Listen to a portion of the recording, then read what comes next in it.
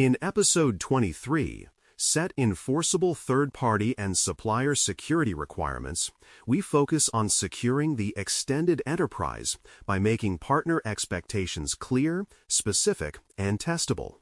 Modern organizations depend on a web of vendors, cloud services, integrators, and subcontractors who influence real risk just as much as internal systems do. When their obligations are vague, verbal, or implied, you inherit uncertainty that is very hard to measure or defend during an assessment. When their obligations are written as concrete, verifiable requirements, you gain a foundation for consistent oversight and meaningful evidence. The aim here is to turn supplier security from an uncomfortable conversation into a structured discipline that supports both resilience and trust.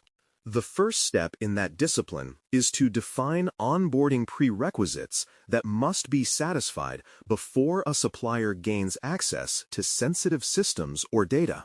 These prerequisites often include security assessments, formal attestations, and documented evidence of controls that are already in place. An assessment might be a questionnaire, an independent audit report, or a focused technical review, depending on the criticality of the relationship. Attestations can capture management's formal commitment that specific practices, such as encryption or access control standards, are actually implemented. Evidence, such as policy excerpts, sample reports, or configuration screenshots, closes the loop by showing that these declarations are more than promises on paper. Once a supplier meets basic gating criteria, you can specify detailed data handling obligations that align with your own classification and retention rules. That means being explicit about how different categories of information are labeled, who can see them, and where they may be stored or processed. Retention expectations should define how long data must be kept for legal or operational purposes, and when it must be deleted or anonymized.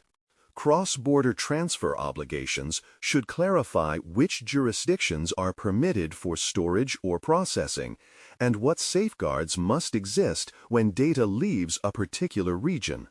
When these points are spelled out, both parties have fewer surprises and a shared understanding of how sensitive information will be treated. Identity, access, and credential management form another pillar of enforceable supplier requirements, especially when third parties integrate into your core systems. You can require that the supplier's access model aligns with least privilege principles, meaning accounts and roles are scoped to the minimum necessary for agreed services. This often includes unique identities for each user, strong authentication mechanisms, and clear separation between administrative and operational roles. Credential management expectations can cover rotation frequency, storage methods, and processes for revoking access quickly when roles change or contracts end. By framing these requirements clearly, you reduce the risk of shared service accounts and invisible access paths that are hard to monitor or assess. Vulnerability handling is another area where vague expectations can lead to serious gaps, so it is important to mandate disclosure windows, patch timelines, and supported version policies. You can require that suppliers notify you within a defined time when they discover a material vulnerability in their product or environment that could affect your data or services. Patch timelines should distinguish between critical, high, medium, and low issues, with corresponding expectations for remediation or mitigation. Supported version policies can clarify how long you can safely rely on a given release and what obligations exist when it reaches end of support. When all of this is documented, you can better plan your own risk treatment and avoid sudden, unmanageable exposures. Security requirements for suppliers should also extend into how they build and test the products or services you depend on, not just how they operate them. You can include expectations for secure development practices such as code review, dependency management, and static or dynamic testing at defined stages.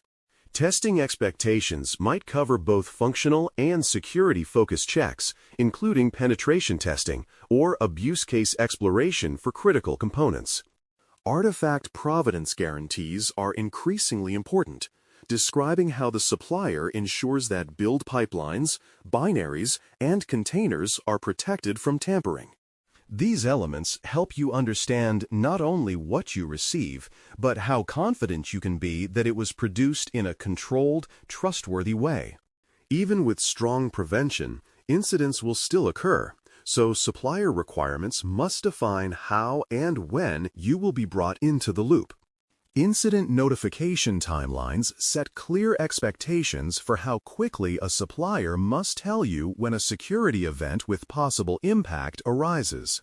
Contact paths identify primary and backup roles on both sides who can coordinate response activities without delay or confusion.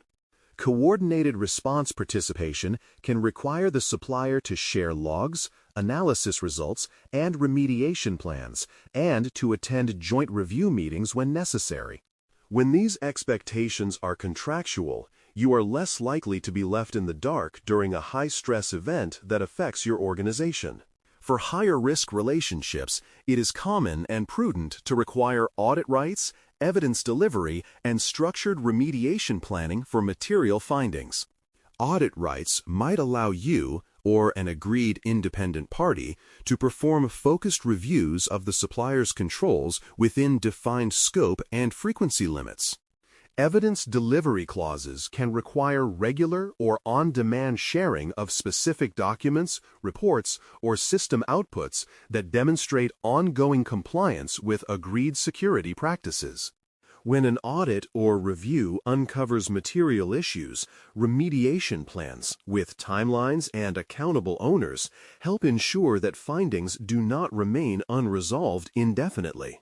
Together, these elements provide a path from requirement to verification to corrective action. Suppliers often operate their own ecosystems of subcontractors and components, which means your requirements need to address that extended chain explicitly.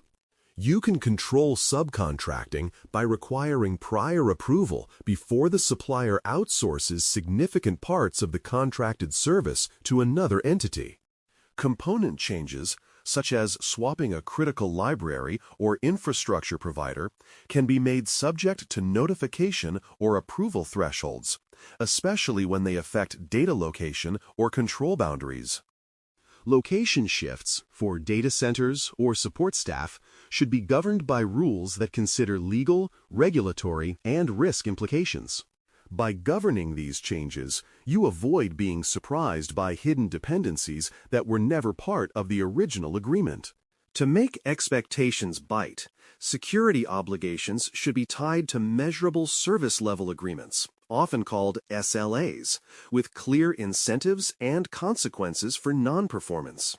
Measurable might mean defined metrics such as incident notification times, vulnerability patching rates, or the percentage of systems covered by agreed controls. Incentives can be as simple as eligibility for renewals or expansions when targets are consistently met, while consequences might include fee adjustments or corrective action plans when targets are missed. The key is to avoid purely symbolic requirements that carry no operational weight when they are ignored. When SLAs reference specific security obligations, they help keep those obligations visible during routine performance discussions. Because supplier relationships eventually end or change, termination and transition requirements must be part of the same security framework. Termination clauses should define how access is revoked, what happens to data, and how long the supplier may retain any residual information. Transition assistance can outline the level of cooperation expected as services move to another provider or back in-house, including data export formats and support timelines. Data return, or destruction requirements should specify whether data will be handed back, securely erased, or both, and what evidence of completion must be provided. These provisions help prevent lingering access, orphaned data, and unclear responsibilities at the end of a contract. Supplier security requirements are not set-and-forget documents. They need periodic attention to remain aligned with evolving risks and services. Scheduling regular reviews, such as annual or major change-driven checkpoints, helps ensure that expectations stay current with technology and business realities. Renewed attestations can refresh your assurance that key controls remain in place, especially when suppliers change their environments or architectures. Targeted control validation checks, perhaps focused on a subset of high-impact obligations, can provide deeper confidence than purely documentary reviews. Over time, this cadence turns supplier security from a reactive effort into a predictable, managed process. Stepping back, you can summarize enforceable third-party and supplier security requirements as a coherent system of onboarding, access, testing, incident handling, audits, performance expectations, and lifecycle governance. Onboarding prerequisites set the initial bar through assessments, attestations, and evidence of controls. Access and identity expectations define how people and systems interact with your data, while secure development and testing requirements shape the quality of what you receive. Incident and audit clauses guide how problems are discovered and resolved, and SLA structures give teeth to the whole arrangement. Finally, lifecycle governance provisions, from subcontracting controls to termination terms, ensure that security remains a concern from the first conversation to the last handoff. To bring these ideas into practice, it can be helpful to focus on one important supplier and one tangible artifact, such as a security appendix to the main contract.